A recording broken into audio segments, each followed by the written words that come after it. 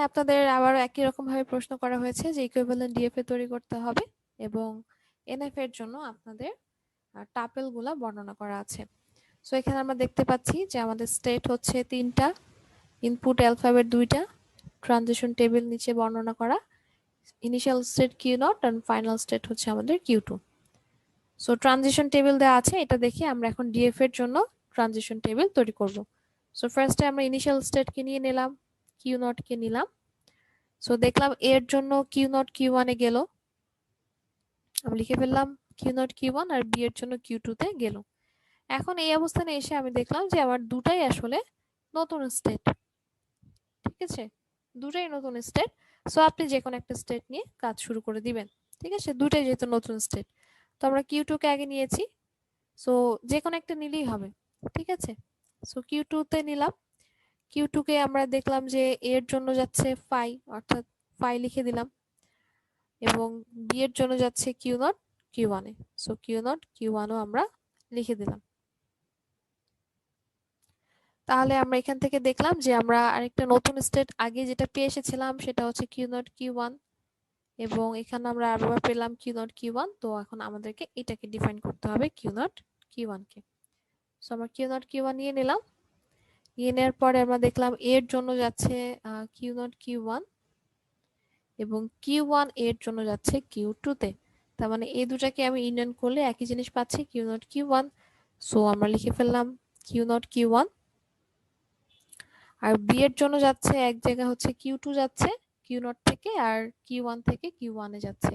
So আমি লিখে দিলাম কিউ ওয়ান কিউ টু। তাহলে আমরা এই স্টেপে এসে কি কি পেলাম, সেটা হচ্ছে কিউ নট কিউ ওয়ান আর Q one Q two. So it's already defined. তাহলে আমরা কোনটা নিয়ে কাজ করব, কিউ ওয়ান কিউ টু কে নিয়ে। তাহলে কিউ ওয়ান কিউ টু কে নিয়ে আসলাম, আসার পর আমরা এখন আবার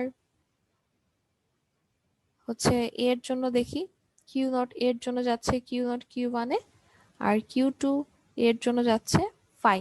তার মানে এই দুটাকে আমরা যদি ইউনিয়ন করি তাহলে আমরা পাবো কিউ নট কিউ ওয়ান। আচ্ছা সরি, একটা মিনিট, ভুল হয়ে গেছে, যেটা সেটা হচ্ছে কিউ নট বলছিলাম, কিন্তু এটা হবে কিউ ওয়ান, অর্থাৎ বলতে হবে কিউ ওয়ান। এই যেখানে আছে হচ্ছে কিউ ওয়ান কিউ টু, অর্থাৎ কিউ ওয়ান জিরোর জন্য কোথায় যাচ্ছে আর কিউ টু জিরোর জন্য কোথায় যাচ্ছে। সো কিউ ওয়ান এর জন্য যাচ্ছে কিউ নটে, আর কিউ টু এর জন্য যাচ্ছে অর্থাৎ ফাই কোথাও যাচ্ছে না। তার মানে আমরা যদি এই দুটাকে ইউনিয়ন করি তাহলে হচ্ছে আমার কিউ নট। তাহলে আমি ইউনিয়ন লিখে দিলাম কিউ নট। তারপরে কিউ ওয়ান বি এর জন্য কোথায় যাচ্ছে সেটা হচ্ছে কিউ ওয়ান, আর কিউ টু বি এর জন্য কোথায় যাচ্ছে যেটা হচ্ছে আমার Q naught Q one. So এই দুটাকে যদি আমরা ইউনিয়ন করি তাহলে হচ্ছে আমার Q naught Q one. So আমার কিউ নট কিউ ওয়ান। এখন আমি যদি দেখি তাহলে আমি যে স্টেপস গুলা পেলাম, একটা হচ্ছে কিউ নট আর একটা হচ্ছে Q naught Q one, both are defined. তাহলে আমি আর সামনের দিকে যেতে পারবো না, অর্থাৎ আমার কাজ এখানেই শেষ, ট্রানজিশন টেবিল তৈরি করা শেষ। আমি ইনিশিয়াল স্টেটও বের করে ফেলেছি কিউ নট, এখন আমাকে শুধু ফাইনাল স্টেট বের করতে হবে। সো এনএফ এর ফাইনাল স্টেট হচ্ছে আমার কিউ টু, তার মানে ডিএফ এর যেখানে যেখানে কিউ টু আছে তারাই হচ্ছে আমার ফাইনাল স্টেট। তো এখানে কিউ টু আছে তার মানে ও ফাইনাল স্টেট, এখানে নেই এখানে আছে তার মানে এই স্টেটও হচ্ছে আমার ফাইনাল স্টেট, ঠিক আছে। তার মানে আমি ফাইনাল স্টেটও বের করে ফেলেছি। সেখানে ট্রানজিশন টেবিলটা ডায়াগ্রামটা তৈরি করা নেই, কিন্তু যেরকম আগে দেখালাম ঠিক একই প্রসেসে আমরা ট্রানজিশন টেবিল থেকে ট্রানজিশন ডায়াগ্রাম তৈরি করব, যেটা হচ্ছে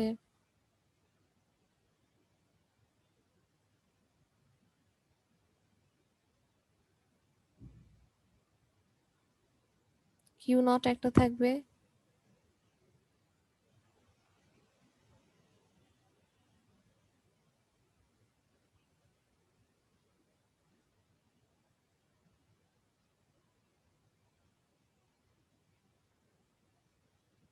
কিউ নট কিউ ওয়ান একটা থাকছে।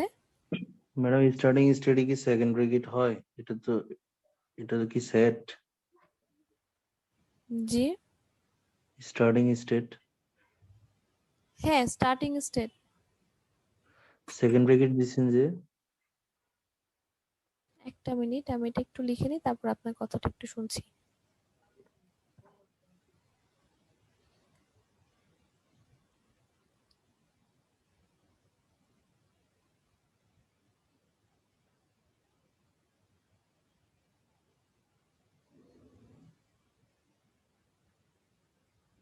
আচ্ছা, আমরা টোটাল কয়টা স্টেট পেয়েছি?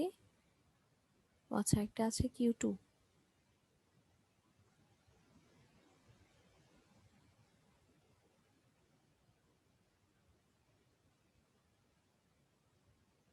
ওকে, আচ্ছা হ্যাঁ বলেন, কি বলছিলেন?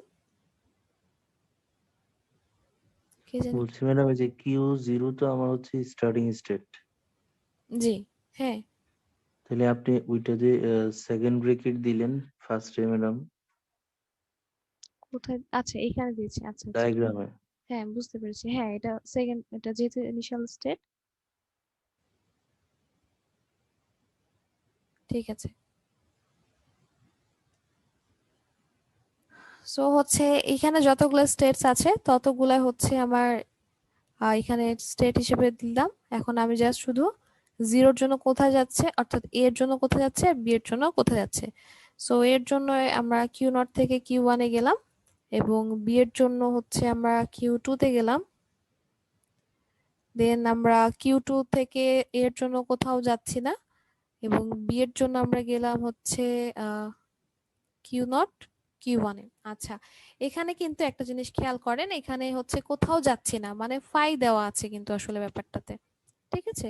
সো ডিএফএ তে কি আসলে এরকম পসিবল যে আমি কোনো একটা ইনপুট সিম্বলের জন্য আসলে আমি ওটা নিয়ে কাজ করছি না?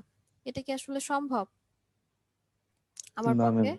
আমার পক্ষে কিন্তু এটা সম্ভব না, কারণ ডিএফএ তে কিন্তু আমার সবগুলা ইনপুট সিম্বলের জন্য আমার একটা করে পাথ ডিটারমাইন করতেই হবে। সো এখানে যেহেতু আসলে ফাই বলা আছে, সেটাকে আমি বেটার ডিও বলতে পারি, অর্থাৎ ডেথ স্টেট বলতে পারি। ঠিক আছে, অর্থাৎ আমি কি বলতে পারি, আরেকটা স্টেট আমি এখানে ক্রিয়েট করব, যেটাকে আমরা ডেথ স্টেট বলতে পারি। সেটাকে আমরা এর জন্য পাঠিয়ে দিব, অর্থাৎ Q2 থেকে আমরা এর জন্য ডেথ স্টেটে চলে যাব। ঠিক আছে, সবাই কি বুঝতে পারলেন? যখনই কোন স্টেট আপনারা পাবেন না কোন একটা ইনপুট সিম্বলের জন্য, অর্থাৎ ট্রানজিশন পাচ্ছেন না, তখন আপনারা কি করবেন, ওটাকে ডেথ স্টেটে কনভার্ট করে দিতে হবে। অর্থাৎ আপনি এই যে ফাই আছে দেখে এর জন্য কোনো হচ্ছে সিম্বল মানে পাথ আপনি ডিটারমাইন করলেন না, তাহলে কিন্তু ডিএফ এর জন্য সেটা ভুল হবে। এনএফ এর জন্য কারেক্ট, কারণ এনএফএ তে আমরা এক বা একাধিক বা কোনোটাই নাও পেতে পারি, কিন্তু ডিএফএ তে প্রত্যেকটা ইনপুট সিম্বল যেহেতু আমাকে পাথ ডিটারমাইন করতে হবে, তাহলে সেটাকে আমরা ডেথ স্টেট হিসেবে বলতে পারি। তাহলে আমরা এর জন্য কোথায় যাব, ডেথ স্টেটে যাচ্ছি। আর বি এর জন্য হচ্ছে আমরা Q0 Q1 এ। আচ্ছা, যদিও আমার এখানে সিঙ্ক্রোনাইজেশনটা উপর নিচে হয়ে গেছে জায়গার স্বল্পতার কারণে। সো Q0 থেকে আমরা যাচ্ছি Q0 Q1 A B input সিম্বলের জন্য।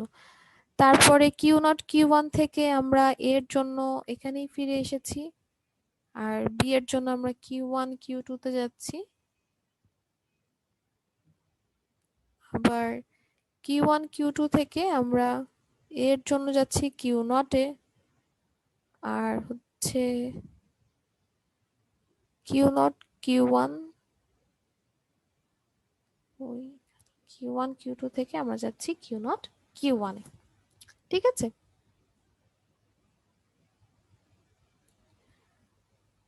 সো এই হচ্ছে আপনাদের transition diagram. So transition table যদি আপনি তৈরি করে ফেলতে পারেন, সেখান থেকে ট্রানজিশন ডায়াগ্রাম তৈরি করা খুবই ইজি। জাস্ট দেখে দেখে আপনি ট্রানজিশনটা তৈরি করে নেবেন। তবে অবশ্যই মাথায় রাখতে হবে যে প্রত্যেকটা ইনপুট সিম্বলের জন্য যেন আপনি প্রত্যেকটা ট্রানজিশন দেখান। কোন একটা যদি মিস হয়ে যায় তার মানে কিন্তু আপনার ডিএফএ আনকমপ্লিট, তার মানে সেটাকে আসলে ভুল হিসেবে ধরা হবে।